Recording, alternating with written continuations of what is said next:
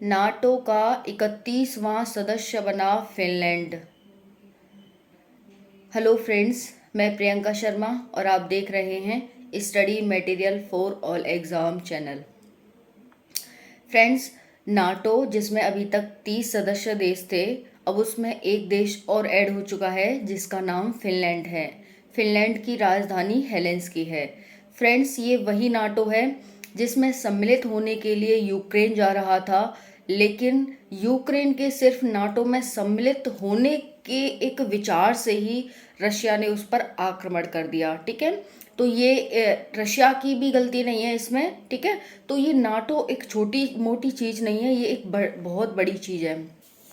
पहले हम देखते हैं कि नाटो क्या है। ठीक है, नॉर्थ अटलांटिक ट्रीटी ऑर्गेनाइजेशन, यानी जो अटलांटिक सी है उसके नॉर्थ के जो जितने भी देश हैं, ठीक है, उन सब ने मिल करके इस नाटो की स्थापना की है। इसी को नॉर्थ अटलांटिक ट्रीटी ऑर्गेनाइजेशन कहते हैं, यानी नॉर्थ के देशों ने, ठीक है, नॉर्थ अटलांटिक, जो नॉर्थ अटलांटिक है उसके आसपास के जितने भी देश हैं जिसमें अमेरिका और यूरोप के देश आते हैं, उन्होंने मिलकर के 4 अप्रैल 1949 को इसकी स्थापना की थी।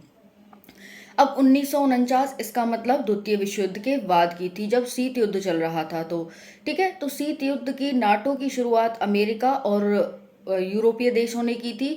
वहीं पर वारसा ट्रीटी ऑर्गेनाइजेशन यानी कि वारसा ट्रीटी की स्थापना रशिया के द्वारा की गई थी, क्योंकि शीत युद्ध किस में था?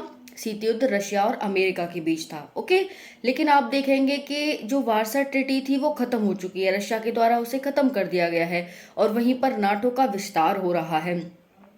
और जो यूक्रेन, जो कि रशिया का ही एक देश है, जब यूएसएसआर हुआ करता था 1991 में यूएसएसआर टूटा तो 15 देशों में टूटा, जिसमें से आप देखते हैं यूक्रेन, बेलारूस, ठीक है, कजाकिस्तान, किर्गिस्तान, ताजिकिस्तान, उज्बेकिस्तान, जितने भी ये देश देखते हैं आप, ये यूएसएसआर के टूटे हुए हैं, यानी ये रशिया यूएसएसआर के भाग हैं, जिसमें से सबसे बड़ा देश रशिया था। ठीक है, तो इन सब ने क्या किया था कि अपनी जो 15 देश थे, अपनी सुरक्षा की जिम्मेदारी रशिया को दे रखी थी।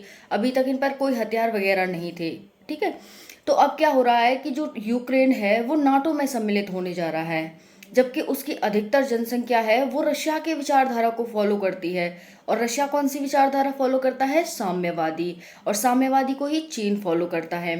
वहीं पर जो इसके राष्ट्रपति हैं यूक्रेन के, जेलेंस्की, ठीक है, वो यूरोप को फॉलो करते हैं, यूरोपीय विचारधारा फॉलो करते हैं। इसीलिए वो नाटो में सम्मिलित होने जा रहे थे कि हम रशिया से एकदम अलग होना चाहते हैं, रशिया से हम कोई भी संबंध स्थापित नहीं करना चाहते। अगर हम पर रशिया कभी भी आक्रमण करता है तो जो 30 देश हैं नाटो के, क्योंकि इनकी एक ऐसी संधि है ये कि अगर एक देश पर आक्रमण करता है जो इसके देश सदस्य देश हैं, तो सभी देश मिलकर उस पर बैक आक्रमण करते हैं उस देश पर, ठीक है, जो इसका सदस्य नहीं है। तो इसी के चलते वो इसमें सम्मिलित होने जा रहा था।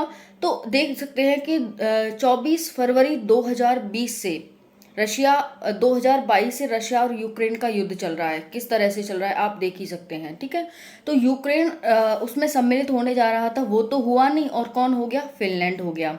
ओके, तो ये जो यूरोप के देश हैं, अमेरिका वगैरह कह रहे हैं कि देखो हमने फिनलैंड को ले लिया, फिनलैंड को ले लिया नाटो में।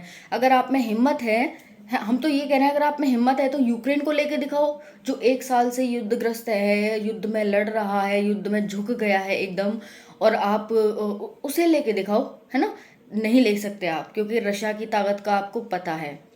ओके, तो अब आप 31 देश पढ़ोगे नाटो में। नाटो की स्थापना कब हुई थी? फिनलैंड एक स्कैंडिनेवियन कंट्री है, इसकी जो राजधानी है वो हेलेंसिकी है। ओके, तो यही जानकारी आपको दे दी थी। अब आप 21 देश पढ़ोगे नाटो में, क्यों हुई थी स्थापना नाटो की, वगैरह वगैरह सब मैंने बता दिया है। वीडियो कैसी लगी कमेंट सेक्शन में जरूर बताना। जय हिंद, जय भारत।